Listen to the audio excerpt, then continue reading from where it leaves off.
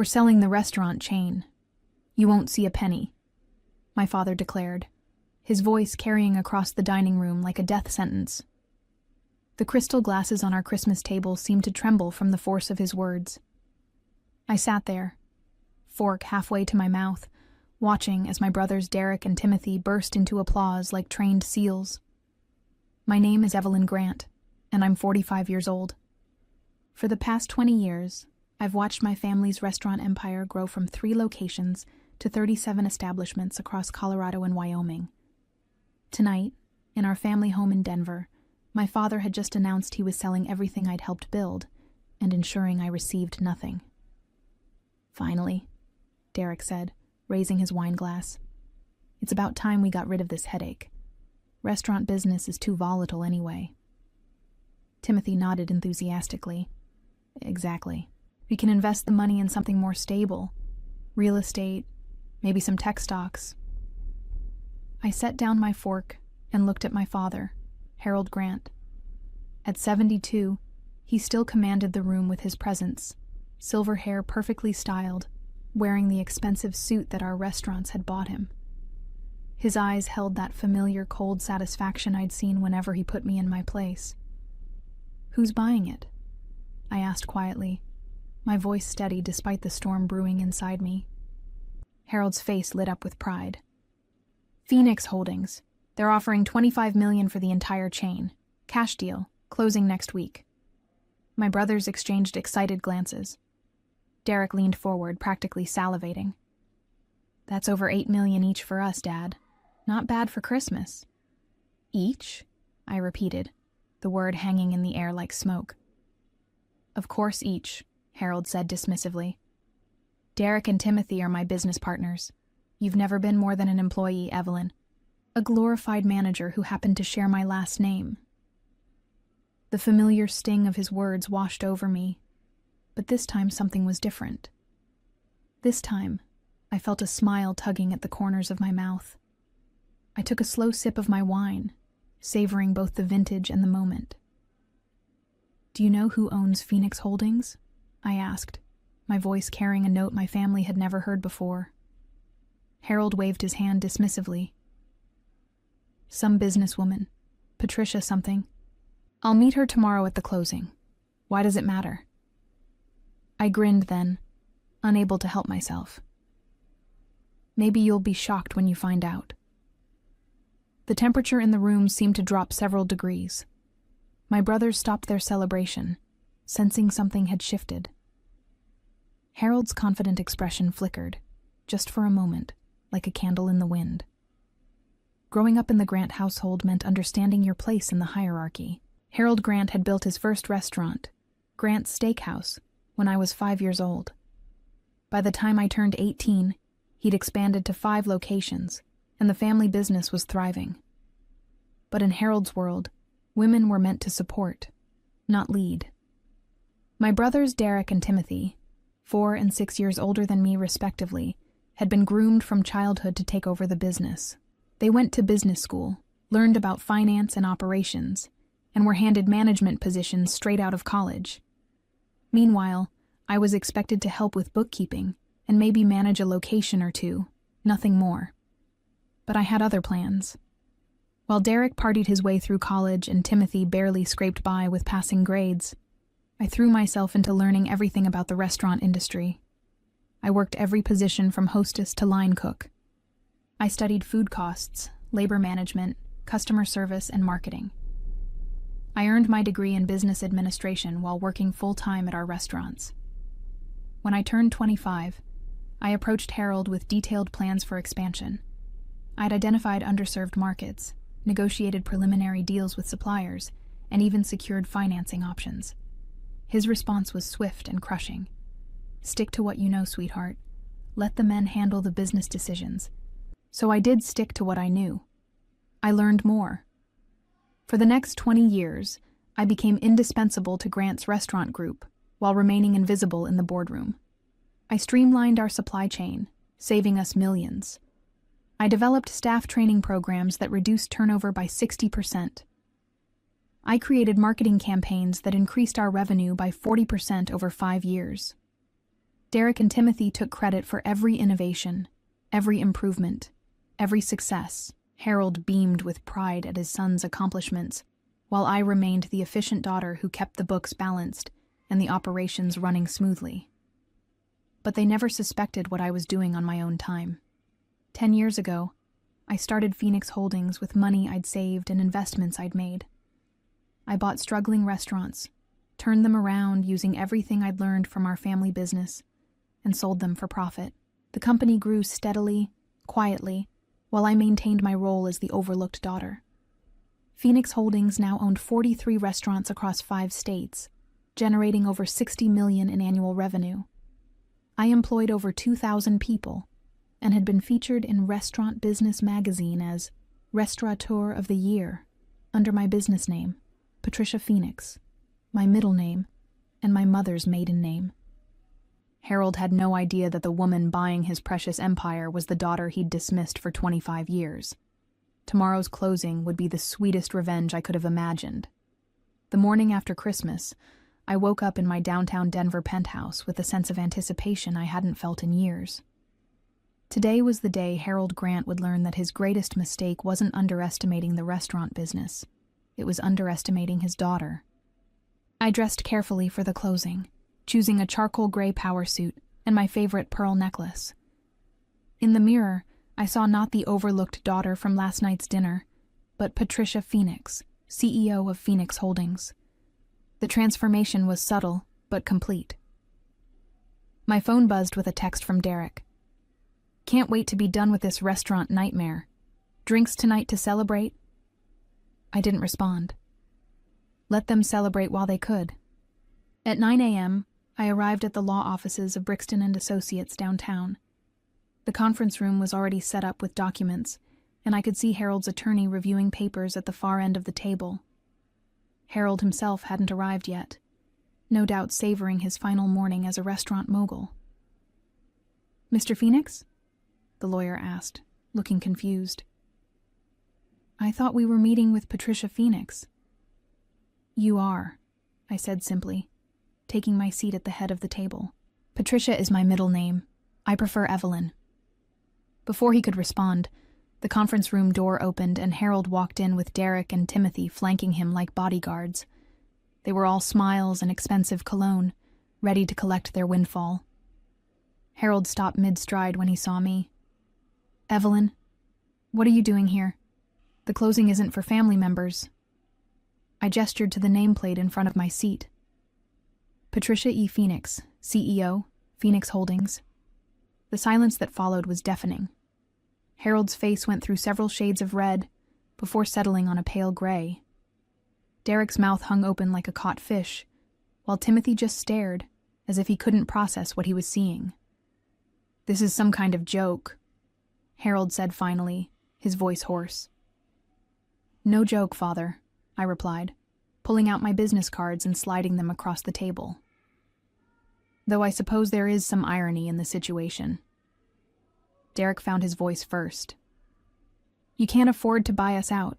You're just a manager." I smiled at him, the same cold smile Harold had given me for years. "Actually, Derek, I can afford to buy you out twice over. Phoenix Holdings had gross revenues of $62 million last year. Your little restaurant chain, while charming, represents a relatively small acquisition for us." The lawyer cleared his throat. "Perhaps we should review the terms of the sale." Harold's hands were shaking as he reached for the documents.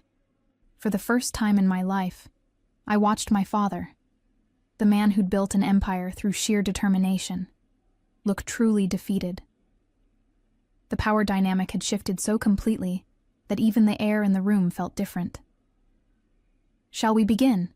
I asked, enjoying every second of their stunned silence. Harold's attorney cleared his throat nervously. "Perhaps there's been some misunderstanding. Mr. Grant, did you know the buyer was your daughter?" "She's not the buyer," Harold said through gritted teeth, though his voice lacked its usual conviction. "This has to be some kind of setup. Evelyn works for me. She doesn't have this kind of money." I leaned back in my chair, enjoying the moment I'd dreamed about for 20 years. "Actually, Father, I haven't worked for you for quite some time. I've been working for myself. I pulled out my phone and showed them the Phoenix Holdings website. Their faces grew paler as they scrolled through the company profile, the restaurant locations, the financial reports that had been filed with the state. "This is impossible," Timothy whispered. How did you? "It's amazing what you can accomplish when no one's paying attention to you," I said. "For 10 years, I've been building Phoenix Holdings while you three took credit for innovations I developed for Grant's restaurant group.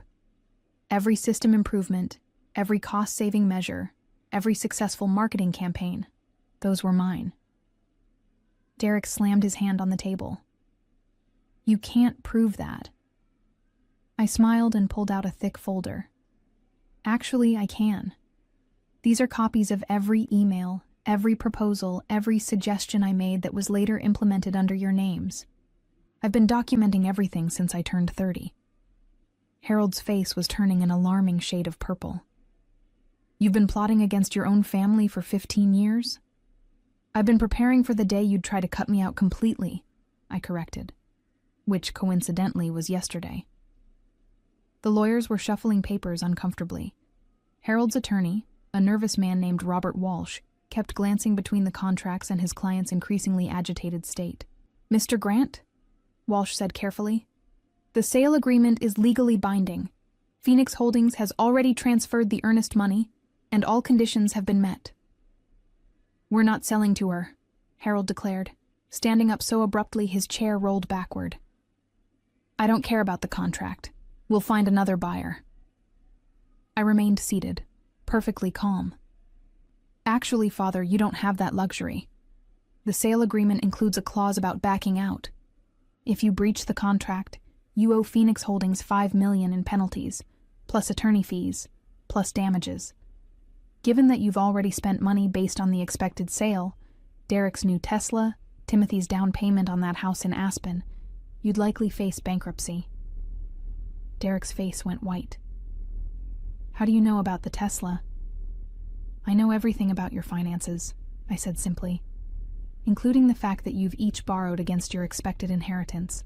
The money you're counting on from this sale is already spent." Timothy stood up shakily. "This is insane. You're our sister. Why would you do this to us?" For the first time, I felt a flicker of emotion break through my professional composure. "Because for 25 years you've treated me like I was worthless. Every idea I had was dismissed. Every contribution I made was ignored. Every achievement was credited to someone else. Did you think I would just accept that forever?" Harold sat back down heavily. "So what's your end game here, Evelyn? You want to destroy your own family?"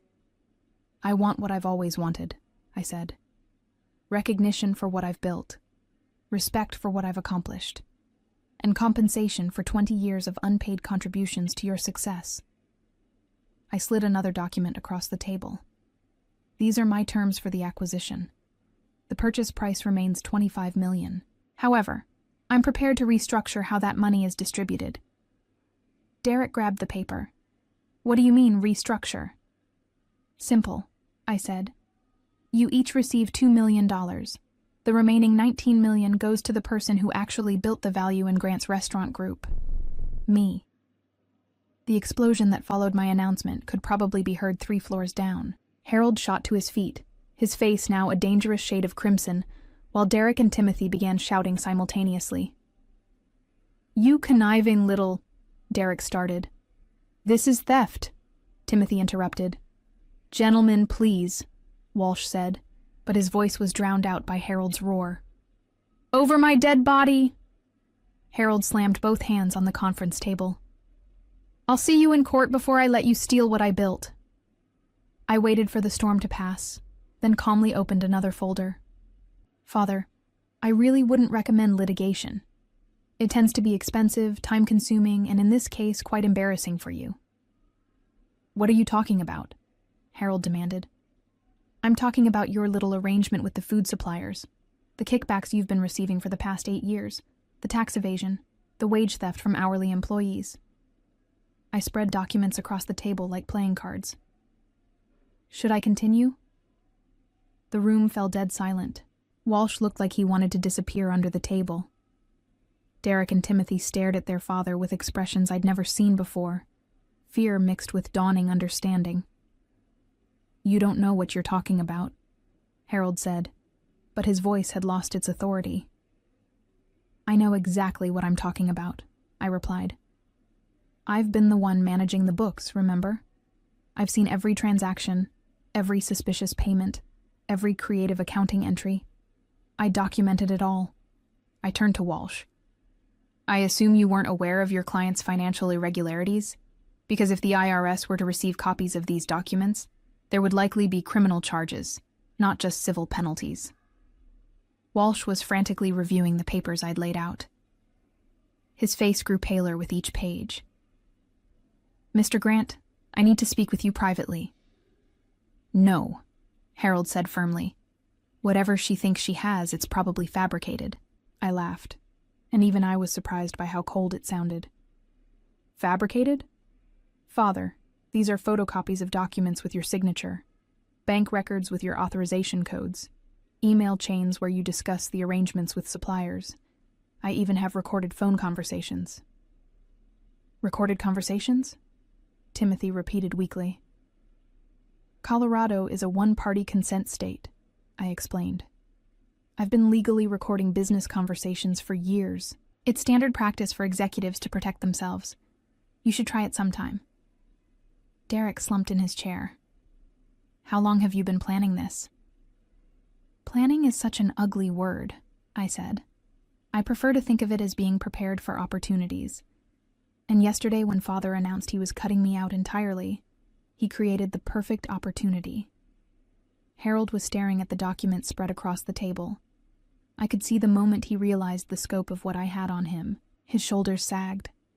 And for the first time in my life, he looked like an old man instead of an unstoppable force. "What do you want?"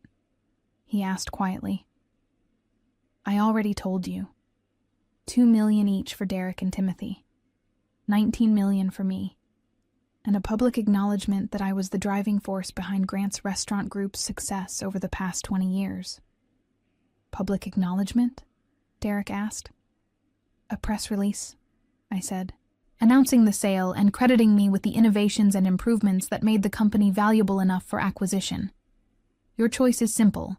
Accept my terms, or face federal tax evasion charges and watch the company be sold in bankruptcy court for a fraction of its current value." The silence stretched on for what felt like an eternity. Finally, Harold looked up at me with something I'd never seen in his eyes before. Respect, mixed with a grudging admiration. "You really are my daughter," he said. The acknowledgement hung in the air like a fragile truce. For a moment, I almost felt sorry for them. Almost. Walsh was furiously scribbling notes, trying to calculate his client's options. Derek and Timothy sat in stunned silence, probably trying to figure out how $2 million each would cover their existing debts. Harold just stared at me, as if seeing me for the first time. "I need to understand something," Harold said slowly. "When did you stop being my daughter and become my enemy?" The question caught me off guard. For a moment, 25 years of hurt and frustration rose in my throat. "I never stopped being your daughter. You stopped seeing me as one." "That's not—" "When I was 8 years old," I continued, "I told you I wanted to run restaurants like you. Do you remember what you said?" Harold's face softened slightly. "No. You said little girls should dream about being princesses, not bosses. When I was 16 and wanted to work in the kitchen, you said it was too dangerous for a girl. When I graduated college with honors, you handed Derek a management position and gave me a job keeping books." I stood up and walked to the window, looking out at the Denver skyline. "Every single time I proved myself, you found a reason why it didn't count. Every innovation I suggested, you gave to one of them to implement. I spent 20 years being invisible in my own family's business. But we always treated you well," Timothy protested. "You had a good salary, health insurance, vacation time." I turned back to face them. "I had a job, Timothy. Derek and Timothy had careers. There's a difference." Derek leaned forward. So this is what? Revenge? You're going to destroy us to make a point? I'm not destroying anything, I said, returning to my seat. I'm buying a business at fair market value and restructuring how the proceeds are distributed. The fact that this exposes decades of inequality isn't my fault. It's a consequence of your choices. Harold was quiet for a long time, studying the contracts and documents spread across the table. Finally, he looked up at his attorney.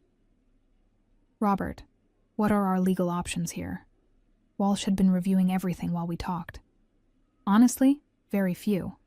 The sale contract is ironclad, and if these financial irregularities are genuine, which they appear to be, fighting this could result in criminal charges.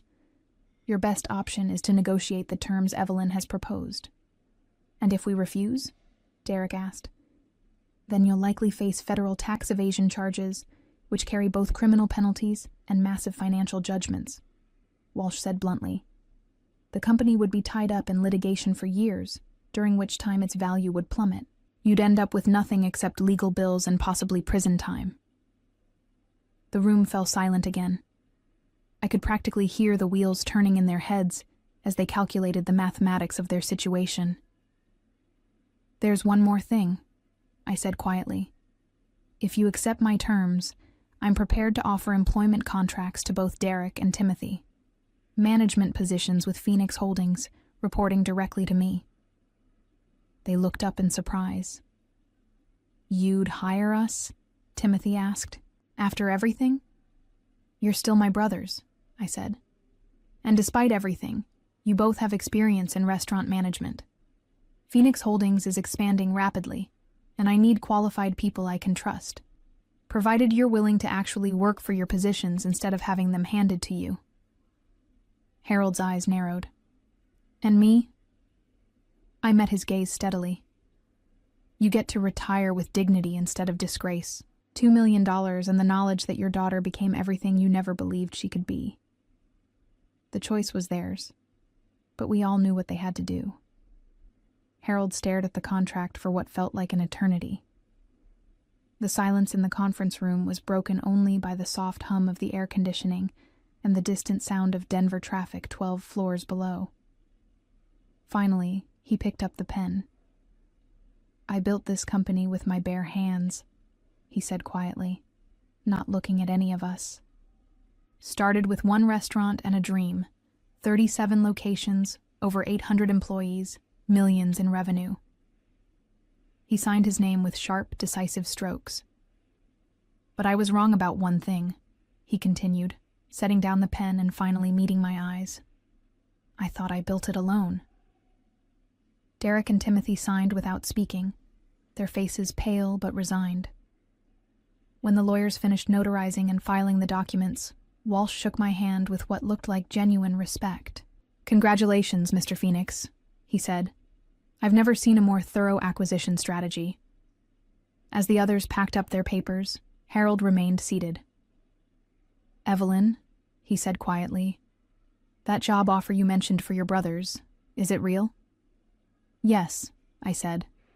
But they'll start at the bottom and work their way up based on performance, not family connections.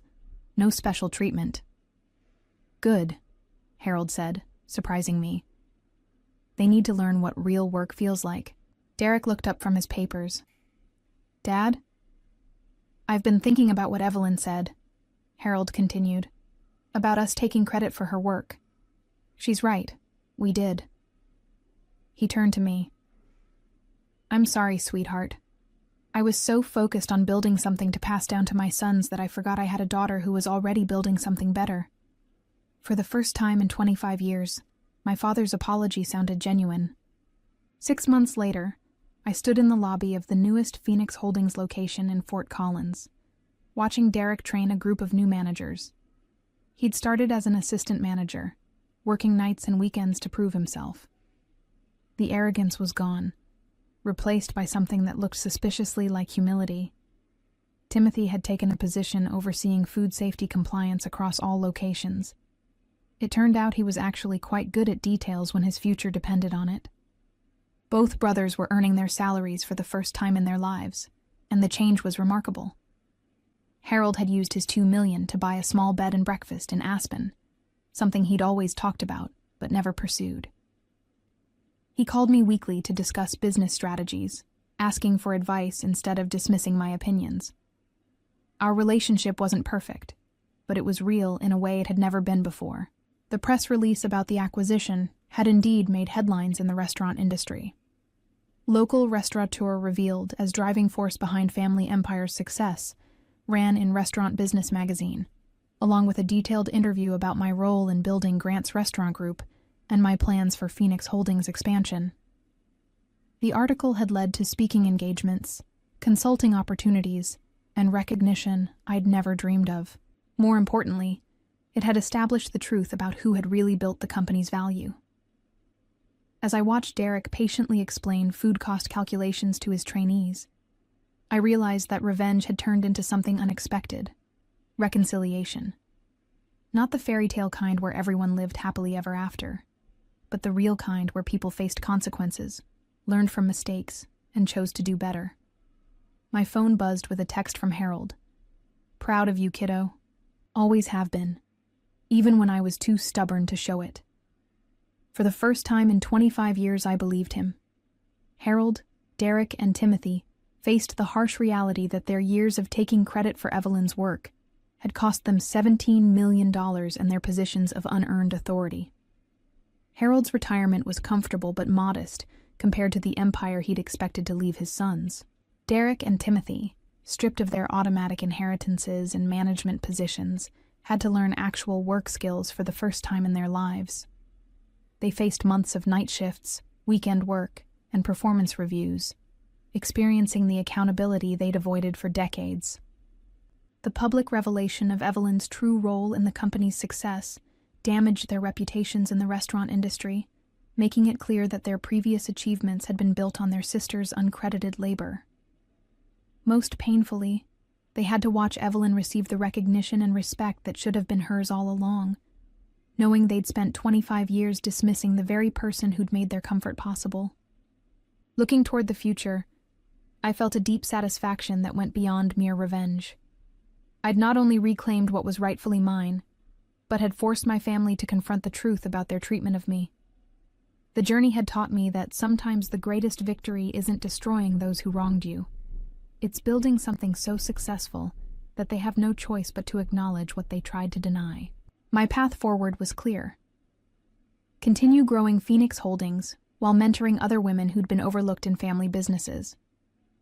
As I reflected on the months of planning that led to that Christmas dinner revelation, I realized that the sweetest revenge had been patience itself. Quietly building an empire while they dismissed me, then watching their faces when they discovered who held the power all along.